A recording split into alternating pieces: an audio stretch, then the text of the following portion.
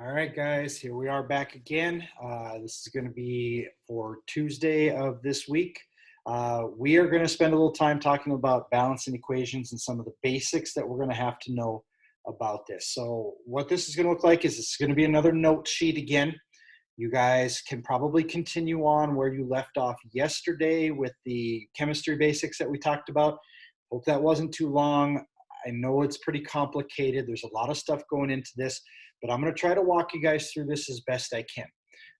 Basically, what it's going to come down to is when we balance a chemical equation, it's going to be a step-by-step process. And basically, guys, it can be about 5 to 6 steps.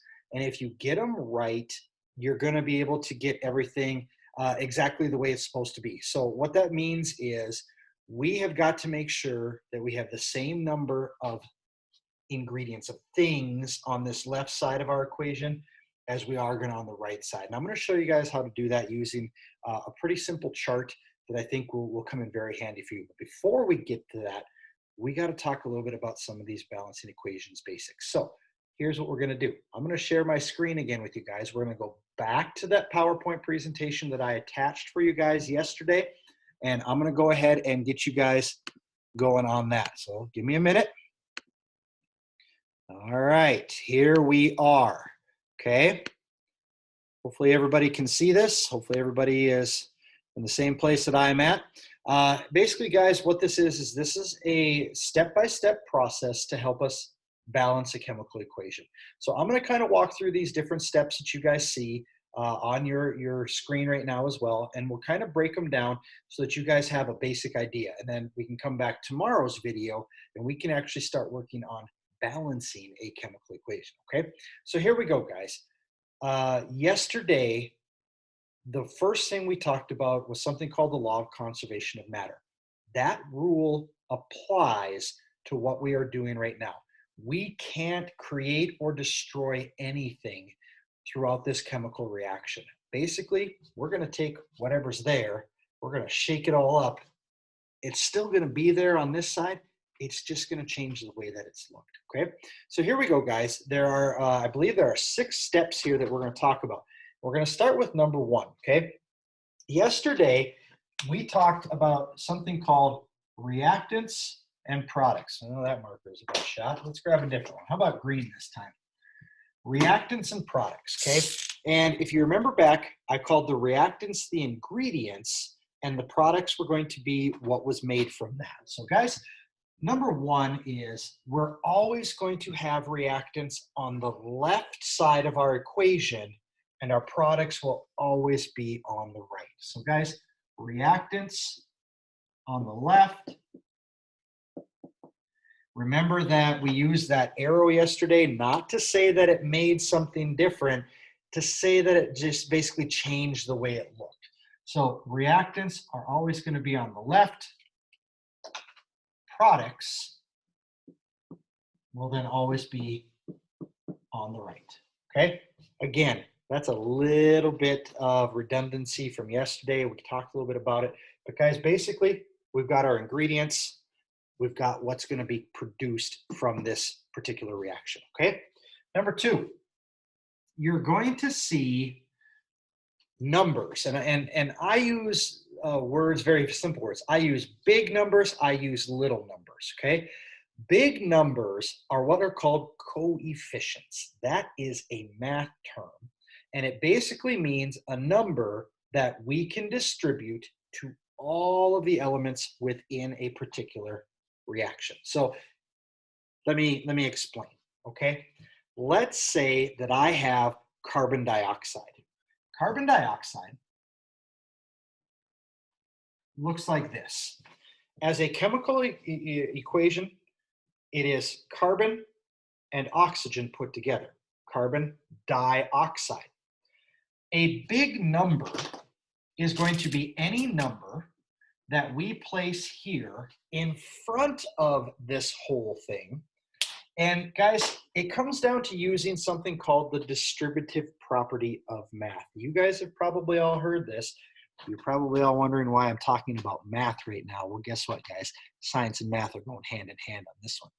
If you don't know what the distributive property is, It basically says that any number I put in this blank is going to be distributed to not only the first element, but also to the second element.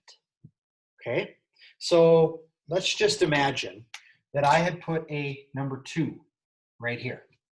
What that means is, in order to make this reaction work, it's not a reaction, I'm just trying to illustrate here, but in order to make this work, we would distribute this big number, this coefficient, to all the elements in this pairing.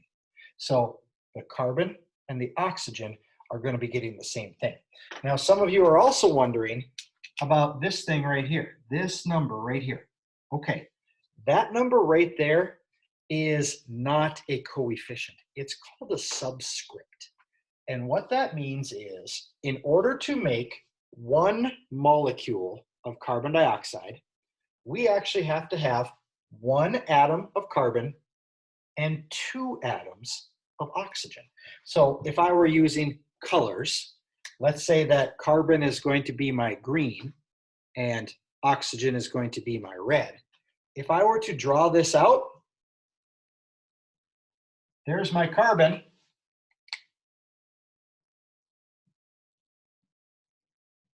There's my oxygens, and these things would be bonded together like so.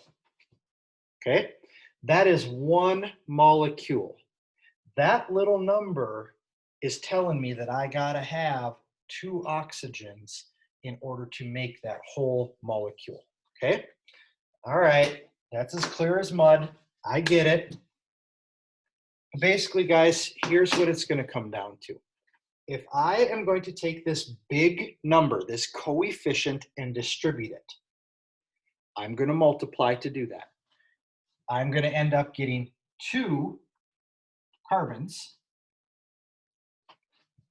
How many oxygens am I going to get? I'm going to get 4, because 2 times the 2 that's here means that I'm going to get that. Now, I realize that's really confusing. I get it. Please just bear with me as I continue to go through this.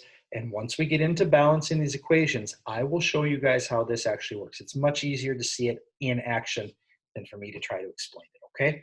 All right, let's move on. Let's go to the next things. I'm gonna change up here. Okay, you can see on number 3, guys, I'm gonna multiply the coefficient. Remember that the coefficient is the big number that I put in front of this particular element. And then I'm also going to make sure that I'm going to distribute that not only to the carbon or the individual element here, but also to the other one, because when I add a big number, that's what I have to do. That's the distributive property. And that means I have to multiply that subscript out as well, okay? All right, moving forward, we're almost there. Trust me, I'm gonna try to make this short and sweet, okay? This is going to be the next thing that we're gonna be doing here. Okay, and I know some of you guys are looking at this going, wow, I have a tool that's going to help you guys. Okay, let me show you this. It's what I call the RAP table. Now, literally, it's a T-chart, okay? But the RAP means reactants and products. So the tool we're going to use for this part, and this is what I told you before, this is called a RAP table. And actually, I'll write it like this. Here's what it looks like, guys. We're going to have a T, and on one side, we're going to have a big R. Anyone want to know what the R stands for? Boom. The R is our reactants. So whatever elements we're starting our reaction with, they're going to be listed out right here. Right up here, I always like to put a little A, because that A means and. Remember, the arrow that you guys see right here, that arrow that I have on the screen right now between the O2 and the MgO, guys, it doesn't mean it's changing its form. Excuse me, it doesn't mean we're creating or destroying anything. We're just changing the way that it looks. That's what the A is for, okay? Over here is going to be the P. P stands for products. Reactants and products. Now here's the great thing, guys. Whenever we have certain elements over here, they're still going to be listed over here. And I'll show you how to do that on the next video. I have one final thing that I want to make sure I mention before I cut you loose here. And that is this. If you guys are looking at this screen right now, you see an equation that goes big M, little g, plus big O, little 2, makes big M, little g, big O. You guys see that exact equation that I have right here. Basically, it's saying magnesium plus oxygen makes magnesium oxide, okay? What I want you guys to understand is this. When we talk about the elements of the periodic table, anytime we have a big letter, like the big M in Mg, followed by a small letter, like the G, those two letters go together to make that element. Okay, so if you're looking at your periodic table, and if you're looking at magnesium, go to the left side, go down 3 rows and over 1, and you're going to see a big M and a little g. Magnesium is simply the symbol, or Mg is simply the symbol that we use for magnesium. When we put them together with other elements, notice that at the end we have a big M, little g, big O. That next capital letter, that big O, that is a split, telling us that those are the two elements that were combined to create that product.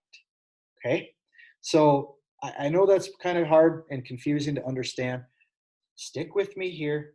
I guarantee I'm going to walk you guys through this and help you guys out. Just try to get a couple of these things down. We know we're talking about reactants and products. We know we're going to be using big numbers, coefficients, to distribute and make everything equal on both sides of our equations here.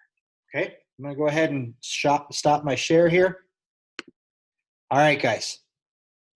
Again, really confusing. Some of you guys are probably ready to throw your laptop or your phone or whatever it is you're watching this video on against the wall.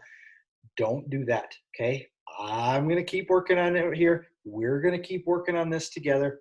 Basically, guys, when it comes to balancing equations, it's a step process, and we basically just go back and forth across this chart that I have right here, trying to balance up our numbers. And I'm going to show you how to do that on the next video.